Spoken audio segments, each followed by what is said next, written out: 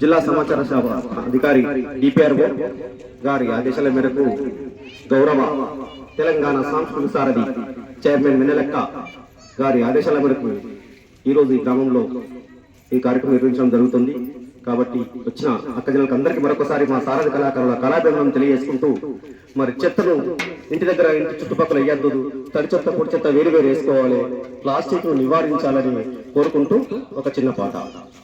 తడి చెత్త పొడి చెత్త మల్లారా ఓ అక్కల్లారా, విడివిడిగా వెయ్యాలమ్మ తల్లుల్లా.